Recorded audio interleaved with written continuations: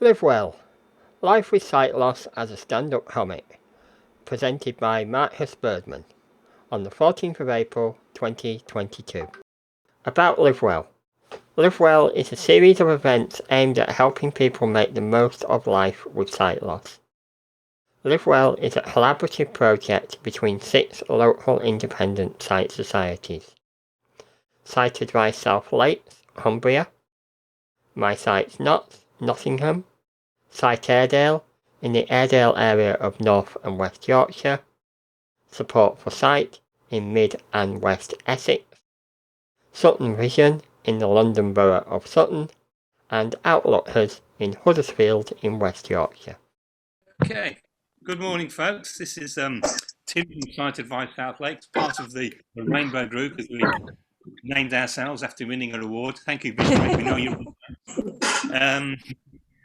Well, you never know who's coming to these events, do you? It so transpires that we've had a comedian watching our events, probably under the pseudonym iPad 2, but actually his real name is Markus Birdman, and he's got a story to tell. He's actually a comedian, so we mix it up with his story.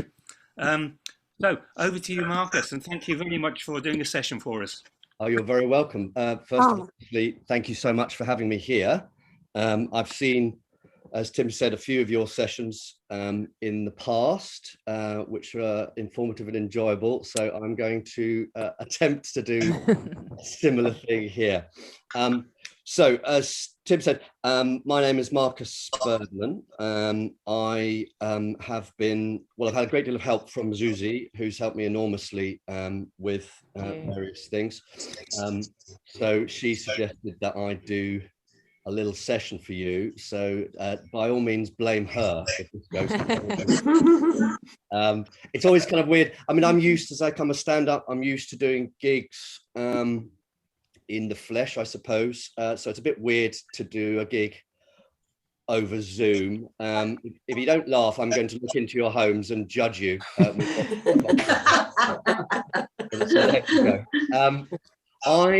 I probably there'll be a bit of swearing. I'll keep that to a minimum as much as possible. That's okay. Is that all right? Yeah. Maximum, it's okay. Good. No children. No children. That's why I was slightly anxious. But someone said that their son was going to be there, but I'm hoping that he's not a wee one. I mean, I like swearing. Contrary to popular belief, I do think it's big and clever. So, if you're anxious, there won't be any jokes at the expense of women. I'm a father of a daughter. It's changed my opinion of what should come out of my mouth. I don't know if there are any other fathers of daughters. As a father of a daughter, you become aware of issues that perhaps you'd previously not known or chosen to ignore. So much so I no longer want to make jokes at the expense of women, which is a great shame because I had some really good ones. So, for example, right now. So I'm going to start, I guess, with a tester joke. This is a joke. It does what it says on the tin. Just to test you out, test how this is going to go. I have, as I mentioned, a daughter. When she was about 5 years old, I was in the bath. Now, are there some parents in? I assume many of you are parents. Yes. Yeah. You know what kids are like. They've got no boundaries. So I was in the bath. She waltzes in, points between my legs and says, "Daddy, what's that?" Right? It's a bad situation for a man to be in because you know whatever it is you say, she's going to go straight back to her school, tell all her friends. They're going to tell their teachers, tell their parents. Everybody's going to know exactly what it was that her dad said. So I thought about this very carefully. I said, "Oh, that is massive." There we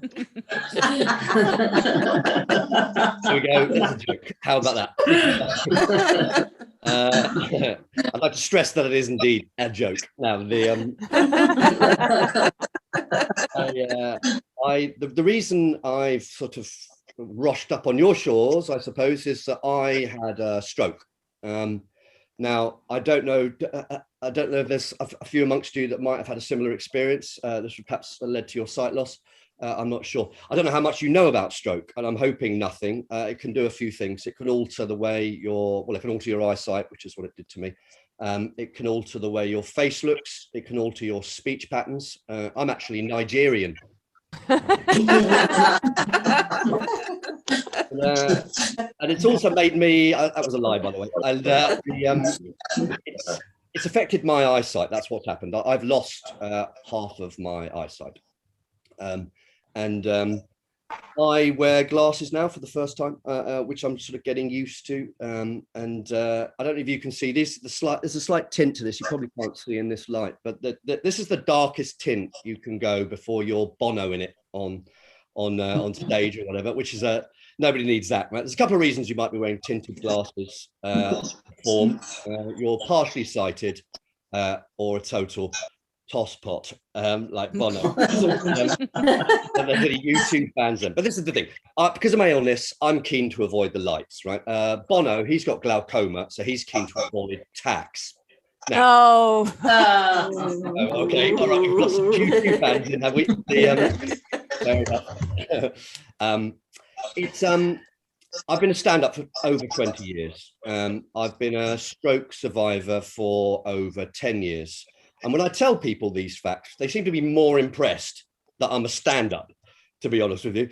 They go, "Oh, that's very brave. That must have been terrifying." And it isn't worse to have had a stroke. You know, people, and this is apparently a true thing, that people are more afraid of public speaking than they are about death.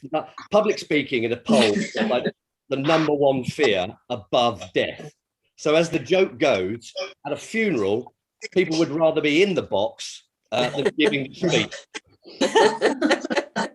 But having dabbled with a bit of both, I'm telling you, death is a little bit more scary. Now, another phrase that you might have heard is comedy equals tragedy plus time. I don't know if you've heard. Has anyone heard that phrase? Kind of what makes comedy. I think it was actually a Woody Allen phrase. Comedy equals tragedy plus time. And as a comic, if something bad happens to you, it's quite interesting because my comic mind, or the way it takes me about 0.1 of a second to think, oh, this will make a good routine. It's not a good really way to live, to be honest with you. But and you think something bad happens to you, you get a speeding ticket, you have some health issue, you split up with your husband or wife or partner, and about that go, you think, oh, this will make a good routine, which is quite an unhealthy way to live. This is kind of what happened to me. I had a stroke, and a bit of me thought, oh, this will be a good for an Edinburgh show or whatever. The other thing as well is I've heard from other stand-ups who I know have gone, oh no, Markus has had a stroke, bugger, he's going to get a really good show out of that. So that's how comics think, right? I've started to talk about this on stage. I think it's been very healthy for me to talk about this on stage. A lot of people have sort of said to me, how can you talk about how can you make stroke kind of funny or attempt to make it funny or talk about it, make jokes about it. And I sort of really would answer, it's like, how could I not, how could I not talk about it? It's the thing that's screaming in my head always. It's very difficult to make a joke about kind of biscuits when all you're thinking about is stroke. And one of the things I've found when I've tried to talk about it on stage is that people don't believe me. And that's one of my biggest challenges on stage. They don't, to be honest with you, they don't always believe I'm a stand-up, but that's a different side. That's a different issue.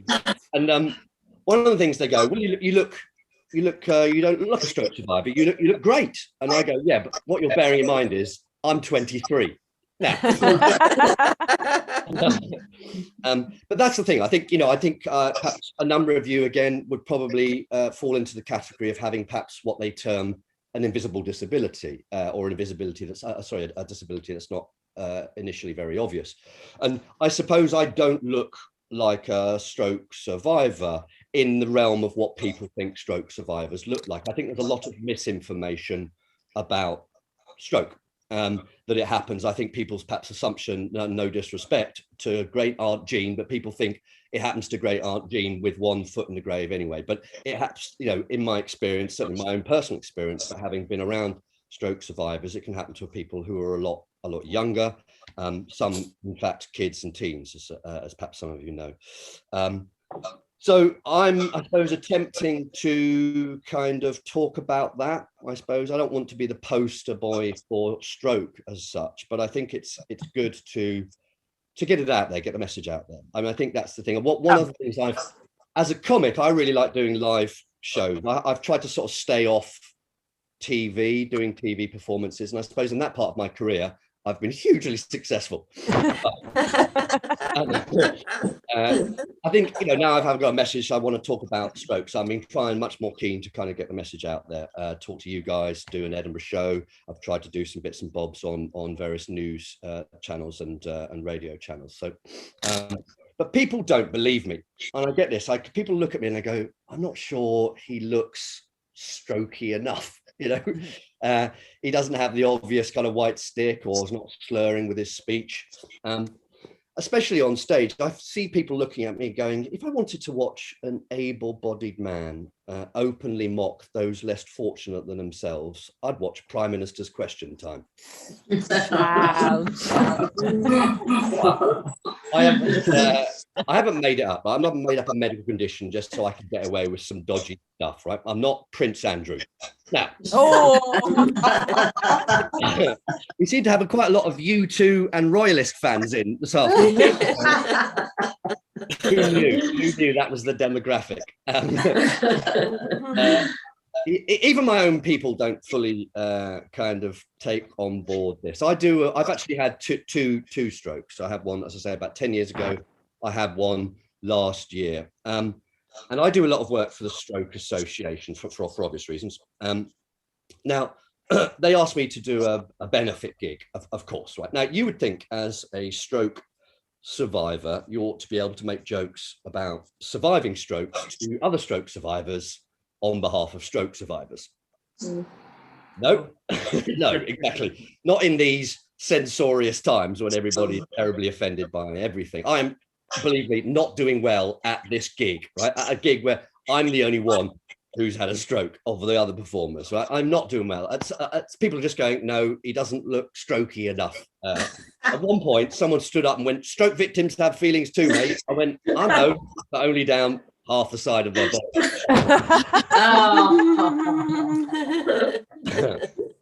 The irony being, of course, is that I survived 2 strokes and died at the benefit. Now, one of the misconceptions or the symptoms, people ask me, if you're going to go, oh, if you've had a stroke, and what are the symptoms of having stroke? I think people, and I think, oh, that's really nice. People are looking out for me. And then I think they're not looking out for me. They're trying to check whether they've got some of those symptoms themselves.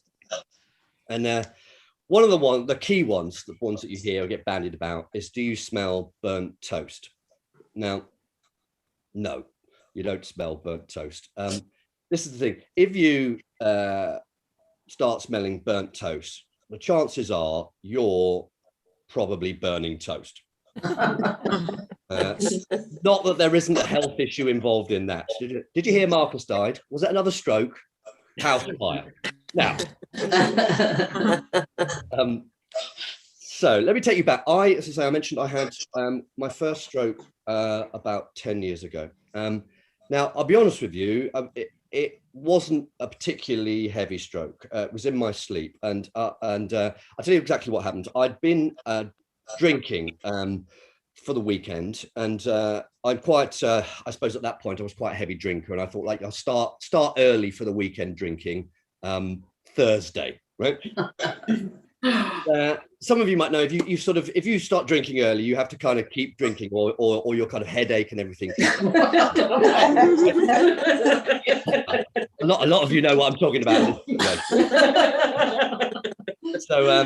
So I was, and I'm drinking red wine, which I'm very partial to, and I went to bed, and I was a horrible night's sleep, very, very sort of headachy, red wine headachy fug, and I woke up in the morning. And a quarter of my eyesight was gone. Now, I'll be honest with you, I thought it was a hangover. Now, I think it says quite a lot about the British attitude towards drinking that you can mistake a stroke for a hangover. I'll be right in a minute. I just need a fryer. I just need a bacon sandwich. Give me a bacon sandwich. That will sort me out. Typical man. I did nothing about this for 3 days, right? And until my partner persuaded me to go and get this sorted out. And I was too frightened to go to hospital. I went to an optician's who tested my eyes, and I said, is this going to get any worse? And he said, it looks like it. This is a fucking butcher's. Anyway, but he said to me words I hope you've never heard. Indeed, I hope you never hear. He said, I don't want to alarm you, but you should go to hospital now, which didn't alarm me at all. Right? So I went to hospital to find out why I'd had a stroke at a relatively early age, right? And I kept getting letters from the hospital saying, come for this test and come for that test, various tests that I had. Now, if you're of a certain age, you'll remember letters with a good deal of fondness, like a personal letter is what I'm talking about. I remember very fondly getting a kind of a love letter from your partner, your girlfriend, and you would open it in private. It would smell of her perfume.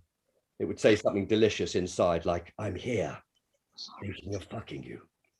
Now the only letters I get are from the bank, and you open it and they say things like, we're here, we're fucking you. Pardon my French, but I think you get the point there. Now the only letters I'm getting from the hospital saying, come for this test, come for that test. Now, one of the tests I was injected with radioactive dye. It was to sort of work out what my essential organs were doing. And this was administered by an Australian surgeon, I guess, or at least a technician. And are there any Australians here?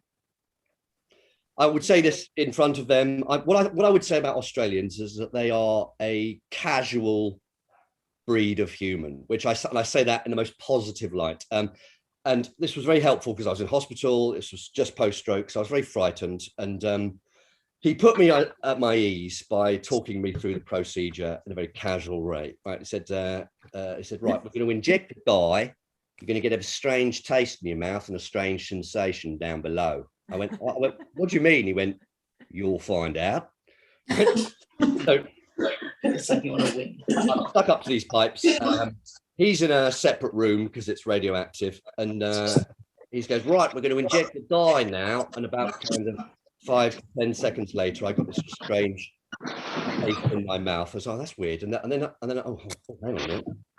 Anyway, and then my testicles just started heating up. Just the testicles, as if somebody was talking about them at a later stage. I had to swallow a camera. One of those, I had to swallow a camera. I don't know if anybody's done that. That wasn't so bad. It was the cameraman that I really had problems with. I don't know if anybody's had to do, I've forgotten what it's like. It's about 45 centimeters of camera hose. And they put this kind of protective condom on it. I'd been Catholic. I don't know if I'd been able to have done it. Anyway, so there's that. Now, it's one of those things. I think of course, I'm careful of time here. It's good to be here now. I've sort of had 2 strokes in. I'm relatively healthy. I think, I hope. I have lost half of my eyesight, but I've still got half of my eyesight. And of course, it's good to be here. 10 months ago, I was on a stroke unit surrounded by people who could barely walk and talk, let alone know their own names. And I'll be honest with you, it's really nice for Tim and Zuzi to pretty much recreate that. The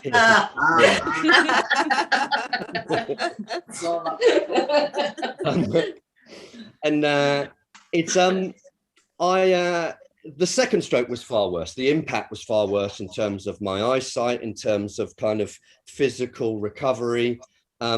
And this is the thing, this is an interesting thing that perhaps you will appreciate, is that, or indeed know, is that it's not just the physical effects with any illness, or particularly with stroke. There's a psychological aspect that kind of lingers on. I was on the stroke unit during lockdowns, and I wasn't allowed any visitors. And at night, it was quite a terrifying thing. I was on the male unit, and it was at night. It was horrible to hear kind of grown men cry out for their family and loved ones, and sometimes their wives. But my occupational therapist there said, you will get depression. This is a well-known post stroke condition. And I'm not going to lie to you, good people. I've had nights where I've stared into the abyss, and it looks like Basildon with slightly less betting shops. And I've been willing myself to talk about it. That's the thing. I think I found that, as I mentioned earlier, I found that very therapeutic. I am a stand-up. It's very much part of my identity. I found it very useful to come out and talk about it. I think it's useful to sort of spread the word, as I mentioned earlier, but it's useful to my own condition. And I've not found that very easy as a British man, I suppose. We don't like to sort of express our emotions. I come from that kind of family background of pull your socks up, I suppose. My family motto was, shh, nobody cares, right? And it's not the British, I think it's not the British way. You know, when you meet people and someone says to you, how are you? As a British person, the correct response, as you well know, is fine. Right? Nobody wants you to elaborate. But this is quite difficult to do if you've had something major happen to you. It's very difficult to go, how am I? Oh, each night I stare into the open chasm of death. And each night it gets more and more attractive. How are you? Right? So I'll leave you on a quick story. Just as I say, I'm still half blind. I'll take that given what could have happened to me under the circumstances. The flip side is whatever perhaps you thought of me when I sat down and spoke to you, you didn't think I have a disability, perhaps even in this context. That's good because I don't face prejudice in the kind of normal, or normal, as I say in inverted commas, outside in the world. The flip side is that I've got no outward, I suppose, expression for some of the dumb stuff and clumsy stuff that I do. And I'll leave you with a couple of examples. Now, this first one is completely politically incorrect, but please bear this in context, that this is a very good friend of mine. Now, my friend is comic and trans. He was at a bus stop. His back was to me. He hadn't seen me. I snuck up behind him. I whispered in his ear, "Oi, Pufter, what's with the dress?" Turns around, wasn't him. Oh. She said, "What did you call me?" I went, "Sorry, I thought you were my mate Andrew." She went, "Andrew?"